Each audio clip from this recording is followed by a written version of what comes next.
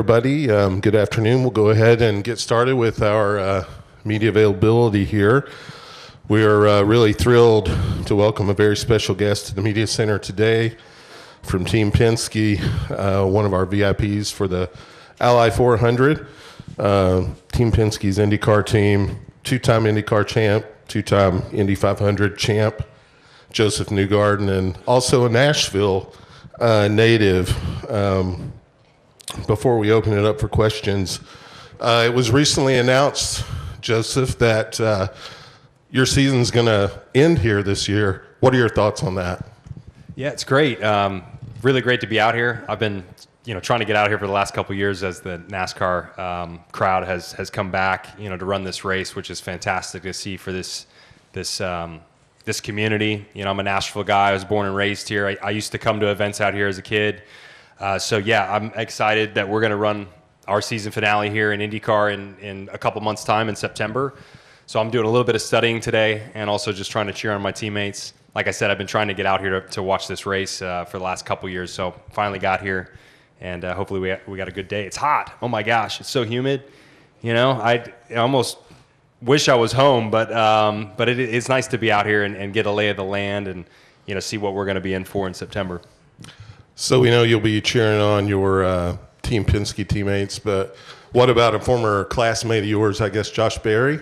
Yeah, it's a funny story. It'll be great to see Josh run here. I'm sure he's thrilled to be in the show and hopefully having a great day. This is a hometown race for him. It's funny, Josh and I were in the same class in 7th and 8th grade. We both had no idea that we liked racing. I mean, I didn't know Josh very well in middle school. There's a lot of people in school, and you didn't know everybody super well. And I had no idea that Josh was in the racing until I grew up one day, and then I see this Josh Berry kid, and he's now a Cup driver. So very cool to see his journey. He's had an amazing, just an amazing storyline. Like if you learn about how Josh got into racing and how he got his opportunity, it's a very cool story. And so great to see what he's done, and I'm wishing him luck today, too, in his hometown race. All right, we'll open it up for questions. Stephen? Excuse me. All right. Stephen Toronto, CBS Sports. Josef, I was talking with Ryan yesterday, and he mentioned that he was supposed to bring something out to you, but he forgot it. What specifically did he leave behind? Yeah, I heard, and I'm like, you had one job. No, we're gonna do a helmet trade. It's kind of been on the list for a little while, and he didn't bring it, so I'll bring mine. I didn't bring mine either. That I'm not going to give him my helmet just yet, but we'll get it done at some point. I'll probably bring it to Charlotte, and we'll figure out a time. But I thought it would have been cool to do it this weekend, and he messed it up, so he doesn't get it yet. All right. Thanks, Josef. Thanks for clarifying that. All right, we'll go to Teresa here on the front. Joseph, Teresa Walker, Associated Press. You mentioned that you watched races out here when you were growing up. Have you had a chance to do any tire testing, anything whatsoever on this track as a driver? Yeah, unfortunately not yet. We were just here a couple weeks ago. 4 cars they were tire testing, and I was, from afar, I was looking and listening. But I've not had the opportunity yet. We're going to have another test in August. They're going to do another tire test and downforce specification test, trying to understand how to get our cars working around this track. I don't know if I'm running that. I think it's 1 car per team that's going to come here, so it'll probably be 10 cars, 10 or 11. And so we'll see if that's going to be me. It's either going to be me or one of my teammates. So I might not have an opportunity to drive here until the finale. If that's the case, that's all right. I'm very excited to come out here and run a race. I don't think I've ever run on an all concrete racetrack, at least not an oval. So I'm interested to see how that translates to our cars and how we'll take to it. I hope we have a lot of speed. For a season finale, if we're in the championship fight, it would be pretty storybook, at least for my side, to win a championship here in Tennessee. Okay, we'll go to Mike.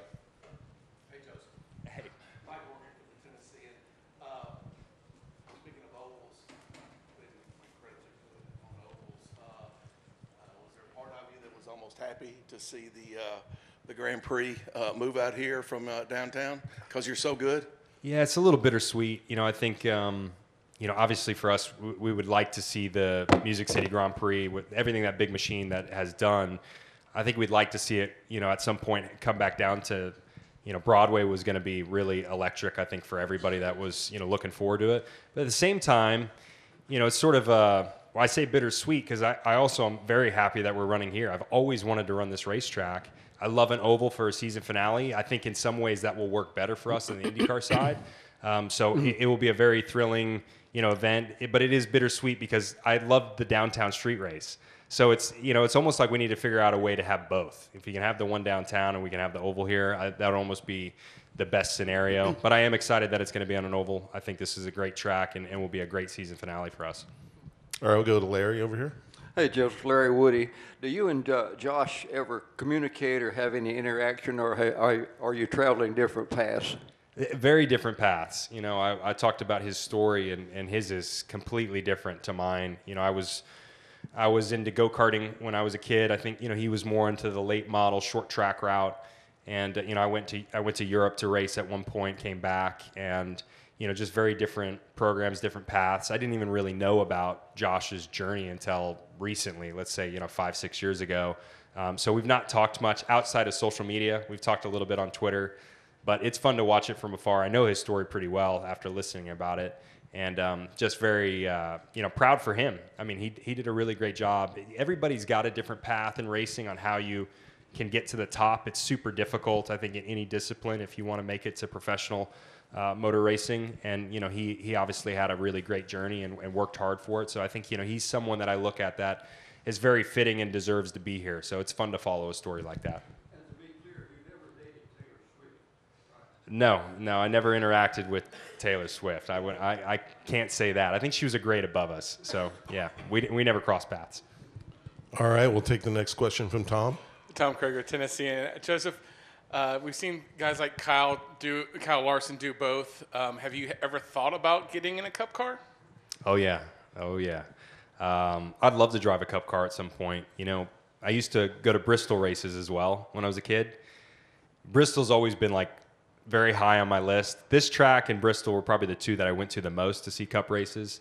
But to do the double would be, for me, it would be a great opportunity. I don't know that will ever take shape. It's really tough nowadays to get that all lined up. There's a lot of people that have to be involved and come together on that. So I think first and foremost, it was great to see Kyle do it. We'd love to see more people do it. And I think if you ask almost anybody across both grids, whether it's the stock car side or IndyCar, there's a lot of people that want to do it. I mean, any racer loves to run, multiple forms of motorsport. It's just difficult to do nowadays. Some people get programs put together, and I think Kyle probably has the most fluid. He's kind of everywhere, and he does it the most of anybody. But yeah, from my side, I don't know if I'll ever be able to put that together. But if I can, I would love to run the double one day. So it's definitely high on my list. All right, we'll go to Chris. I'm kind of strategizing that if we win enough Indy 500s, that maybe they'll just have to say yes. I think that's the strategy. We got 2 now. How many do you need for an automatic yes on that? Is it 2 more? Yeah, I don't know what the number is, but we'll just keep going until they say yes. ChrisKnight@Kitchens.com. Joseph, the heat has been a big factor, a big storyline this weekend. What's been your recollections of how does IndyCar, and is it a different heats? I mean, do you feel heat differently in an IndyCar? Is it a lot more hotter in an IndyCar than it would be maybe a stock car? We used to have it better off. When we didn't have the screens on the car, it was definitely a lot cooler inside the cockpit. I mean, your air temp to cockpit temperature was, let's say, 5 to 10 degrees different. Now it's probably 25, 30 degrees different. So I think we're a lot closer to what the stock car guys are experiencing. We have to run cool suits at a lot of places now just because it's too hot and you're not going to make it. It's very physical in the IndyCar too. There's no power steering. That's the big difference between the two, is that your effort is very, very high in the IndyCar because you have no power steering. I mean, you're susceptible to probably 30 foot-pounds of torque through the steering wheel, just to give an idea. If you have power steering, that average is probably 12 foot-pounds of torque.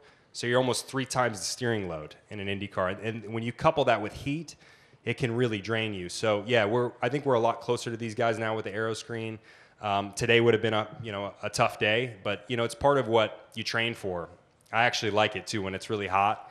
I know people around me will suffer a little bit more, and I think it gives us a better chance. So I've never minded a hot race. It's always been fun for me. Any other questions? TD?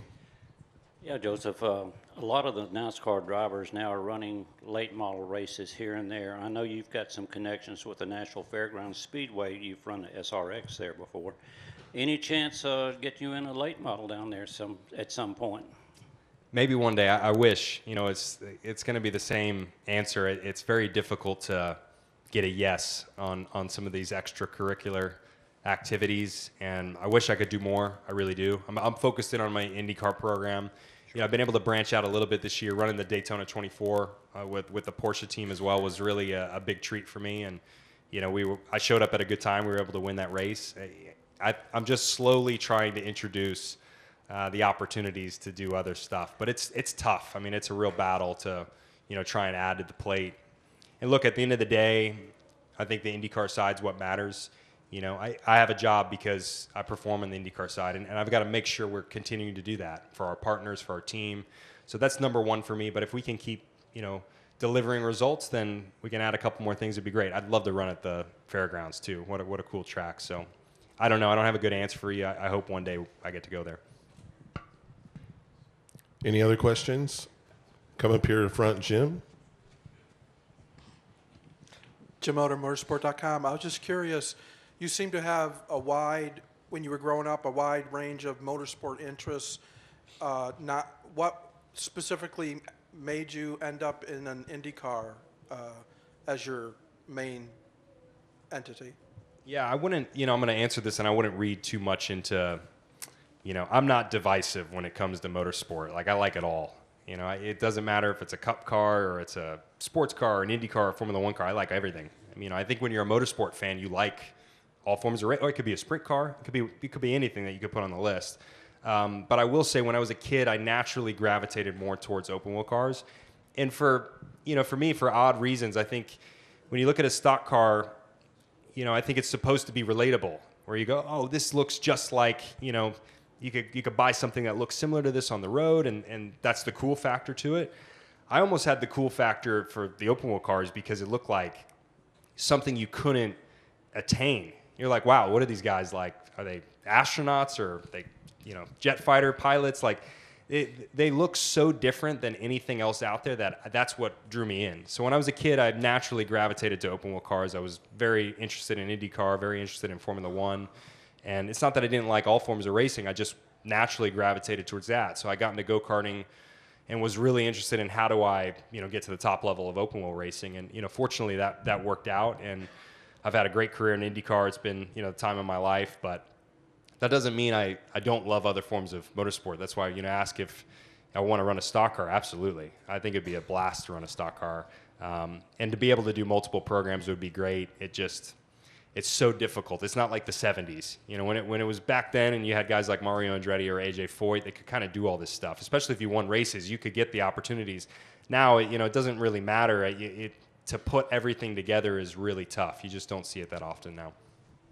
All right, we'll take our last question from Nathan. Nathan Sullivan, Speed Sport. Joseph, the last couple of years, we kind of had the IndyCar, NASCAR crossover weekend at IMS. Obviously, that's not on the schedule this year.